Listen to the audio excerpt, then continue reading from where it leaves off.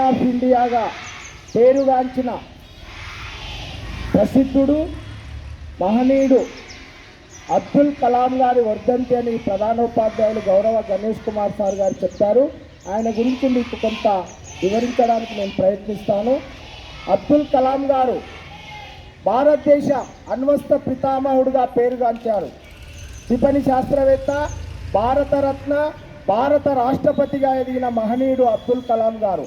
Paper boy నుంచి president of India ఎదిగిన మహనీయుడు. అది కేవలం విద్య ద్వారానే సాధ్యమని నిరూపించిన మహనీయుడు అబ్దుల్ కలాం గారు. అటువంటి అబ్దుల్ కలాం గారు 1931 అక్టోబర్ 15న తమిళనాడు రామేశ్వరంలో జన్మించారు. అందుకే తమిళనాడు ఆయన జయంతిని జాతీయ యువజన విద్యా దినోత్సవంగా నిర్వహించుకొని ఒక బంగారు పథకం, ప్రశంసా పత్రము, 5 లక్షల నగదు కూడా అక్కడ రాష్ట్రంలో ఇవ్వడం జరుగుతుంది.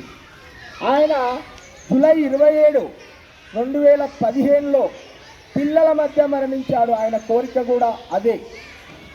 ఆయన తిరుచునాపల్లిలో సెయింట్ జోసెఫ్ కళాశాలలో భౌతిక శాస్త్రంలో పట్టా పొంది మద్రాస్, చెన్నై ఇంజనీరింగ్ కాలేజీలో ఏరోస్పేస్, ఏరోనాటికల్ ఇంజనీరింగ్ చదివాడు.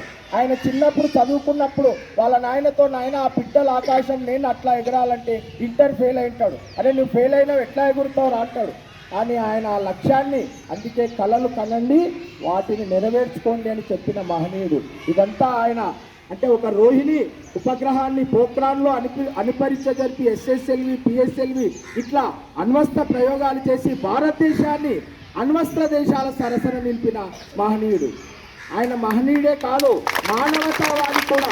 ఎందుకంటే ఆయన అన్ని గ్రంథాలు చదివాడు. ఖురాన్, బైబిల్, ముఖ్యంగా భారతీయ భగవద్గీత ఆయన చేతిలో ఎప్పుడూ ఉంటుంది కనుక భగవద్గీతను కూడా చదివాడు. కనుక ఆ మహనీయుడు ఒక సందర్భంలో నాకు 3 అమ్మలు అంటారు. సొంతమ్మ ఆసియమ్మ, తర్వాత సంగీతపు అమ్మ సుబ్బలక్ష్మి, MS సుబ్బలక్ష్మి, తర్వాత విశ్వమాత మదర్ తెరిసా, ఈ 3 నా అమ్మలుగా ఆయన ప్రస్తుతించారు. కనుక ఆయన IIM పిల్లాన్, IIM అంటే ఇంజనీరింగ్ అంటే కాలేజీలో విద్యార్థుల మధ్య ప్రసంగిస్తూ కుప్పకూలి గుండెపోటుతో జూలై 27న మరణించాడు. కనుక ఆ మహనీయుడు ఒక విద్య ద్వారానే అన్ని సాధ్యమని నిరూపించాడు. భారత రాష్ట్రపతిగా 2002, 2007లో పనిచేశాడు. రాష్ట్రపతిగా రాష్ట్రపతి భవన్లోకి వెళ్ళినప్పుడు ఒక సూట్ కేసు, 2 జతల బట్టలు, మళ్ళీ పదవి దిగిపోయినప్పుడు అవే బట్టలు అదే సూట్ కేసుతో వచ్చాడు. అంత నిరాడంబత వారిది. కనుక వారిని మీరు ఆదర్శంగా తీసుకొని ఎదగాలని తెలియజేస్తూ ముగిస్తున్నాం.